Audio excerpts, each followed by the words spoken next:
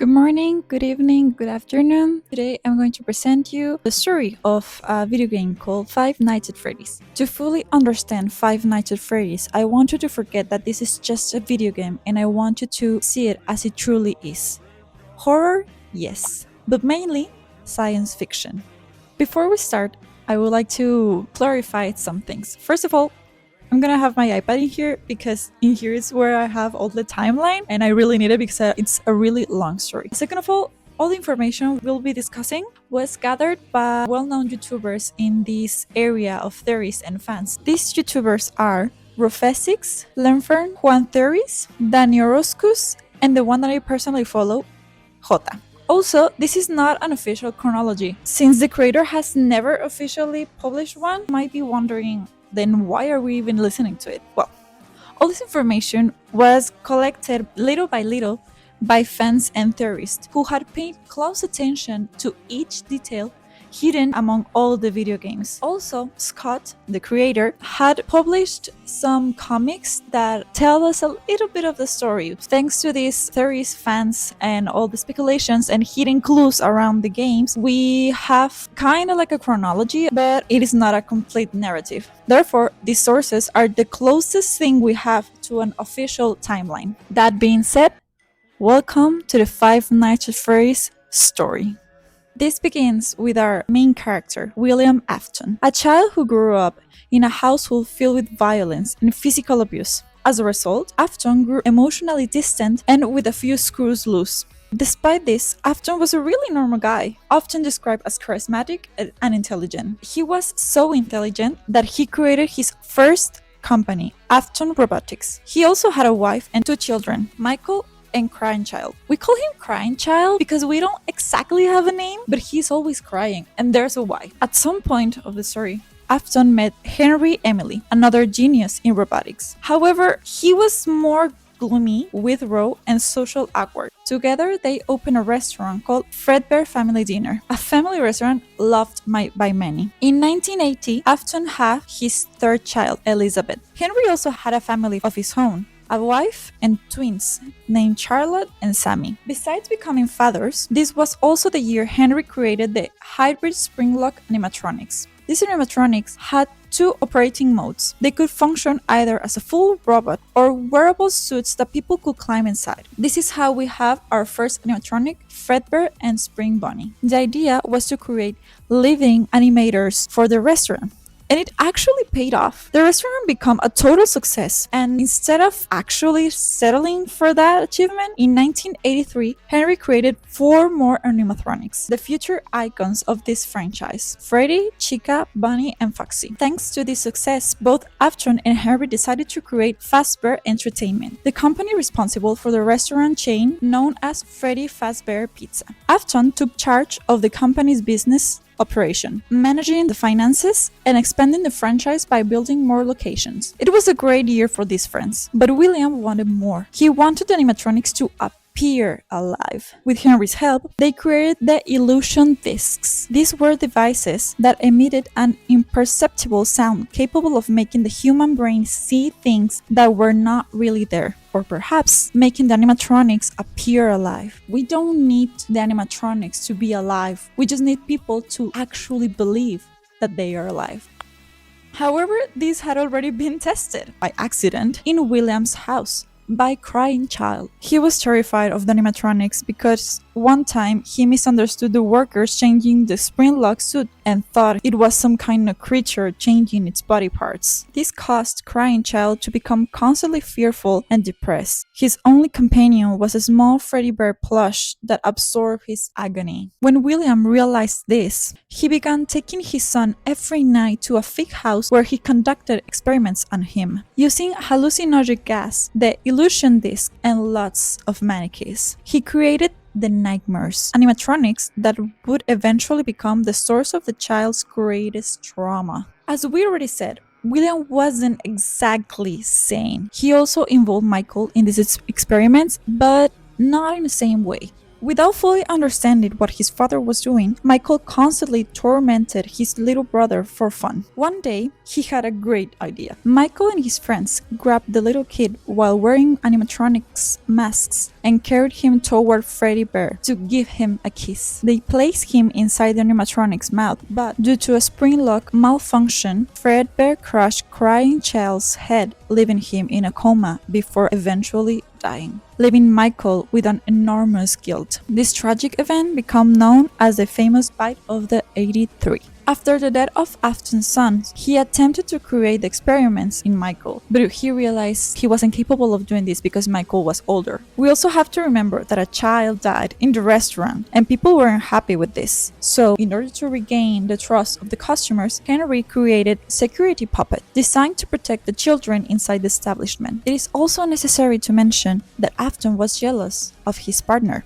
Henry, mainly because he created all the animatronics. William believed that Henry could continue the business without him, which made him feel insecure. Because of this, he decided to carry out another experiment using Henry's daughter, Charlotte. One day, some children trapped security puppet inside its box so it couldn't escape, leaving little Charlotte alone outside the pizzeria. Afton saw this opportunity and killed Charlotte. A couple of minutes later, Security Puppet managed to escape from its box and leave the building in search of Charlotte, only to find her dead outside. Puppet, in its final moment, held Charlotte in its arms before shutting down, allowing Charlotte's soul to possess the puppet. After the death of another child, people could no longer trust the restaurant nor its creators. As a result, in 1983, Fredbear's family dinner was forced to close. After Charlotte's death, Henry was devastated. He really wanted his daughter back, so he created her. Using his knowledge of robotics and the illusion discs, he recreated Charlotte as a robotic child. This robot actually came to life after Henry spent days crying beside the puppet, which absorbed his agony. Abandoned by both his wife and his son, Henry created the Charlie bots, robotic versions of Charlotte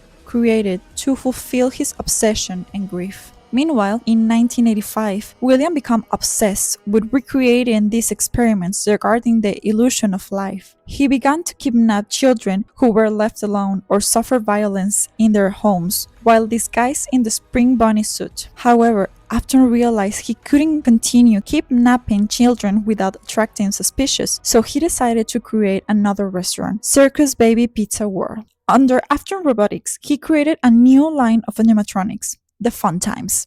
Funtime Freddy, Ballora, Funtime Foxy, and Circus Baby, who only had one job: trap children inside themselves and continue with the children experiments. William believed he had everything under control, but one day his daughter, Elizabeth, walked close to Circus Baby. Despite his father's warnings, the animatronic ended with Elizabeth's life. As a result, Afton stopped the Circus Baby project and kept a low profile for a while. Nevertheless, this didn't last long. He decided to go back to what he knew: kidnapping children using his old spring bunny suit inside his original pizzeria franchise. Working as a security guard, he began hunting once again. The first victim was a little girl, Susie, who possessed Chica's animatronic. The second one was a boy, Jeremy Jr., who possessed Bunny. The third one was Gabriel, who ended up inside Freddy, followed by Fritz Jr., who possessed Foxy, and finally Cassidy, who became Golden Freddy. However, it wasn't William who trapped their souls inside the animatronic, but Puppet, who wanted to save them. And this confirmed Afton's theory about eternal life.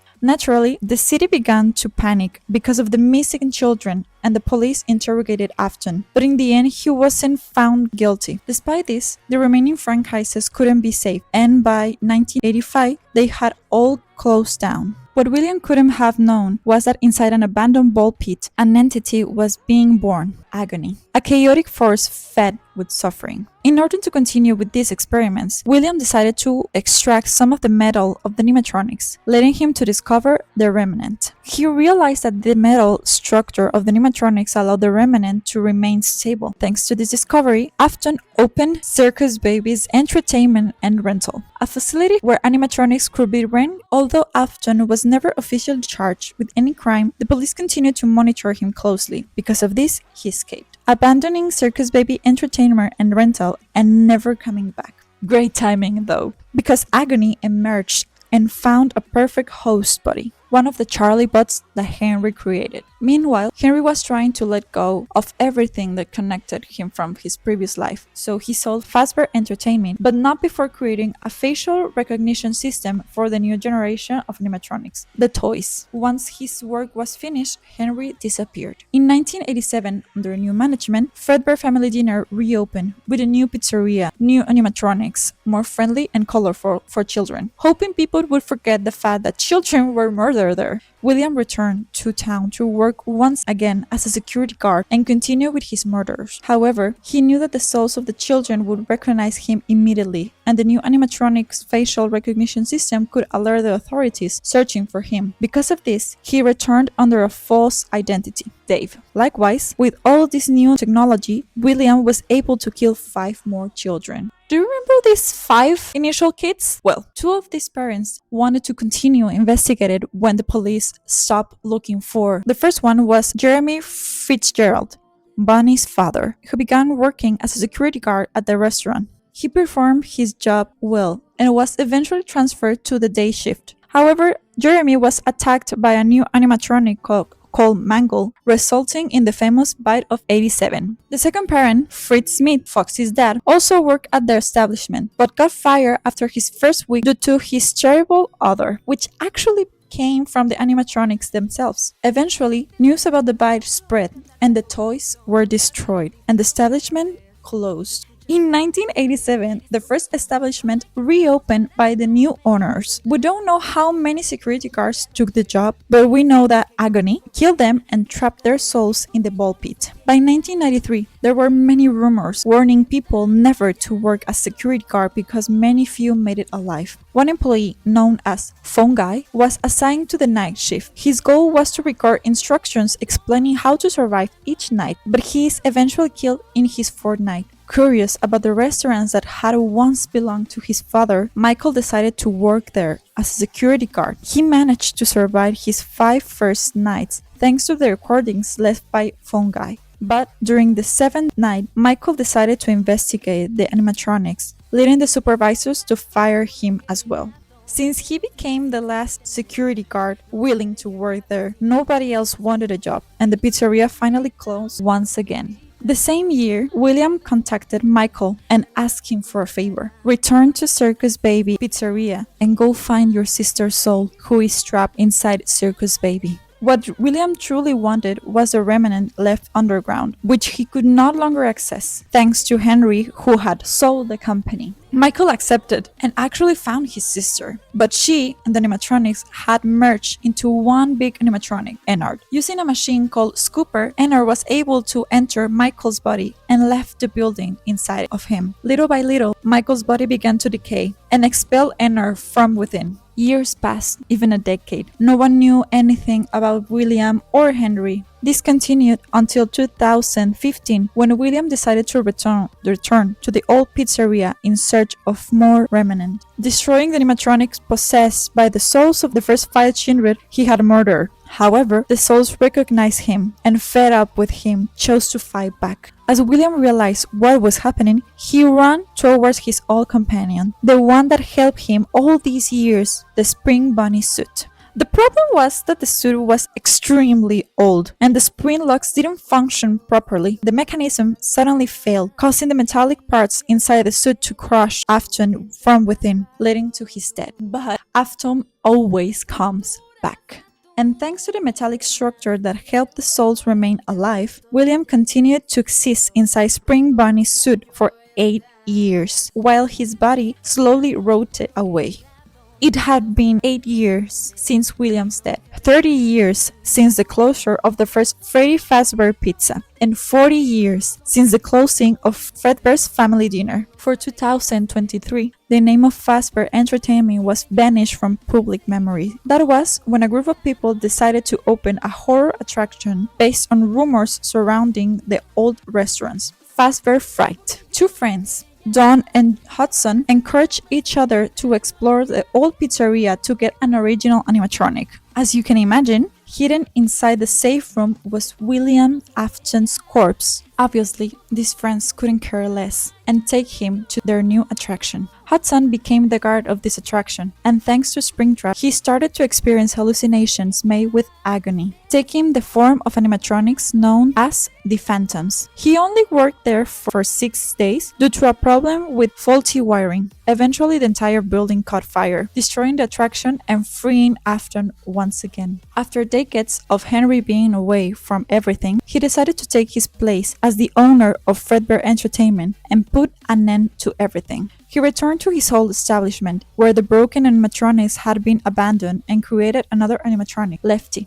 whose only purpose was to capture Puppet. Henry then began gathering all the remaining animatronics together. When Michael discovered this, he thought it was his father's work and started working as a manager there. Afton was also drawn to the location, even though he knew it was a trap. He wanted to understand why Henry had returned. Once Henry confirmed that every animatronic and every soul was finally gathered in one place, he locked the building and set it on fire, bringing an end to all the madness once and for all. Unfortunately, Michael became trapped inside the building and died. When Afton noticed that he was also about to die, he starts to scream and to affirm that he will be back. So this will be the end of the video. I hope you like it. I hope it's understandable, and I hope you enjoy listening to this story as much as I enjoy the story of this video game. Thanks for listening to it.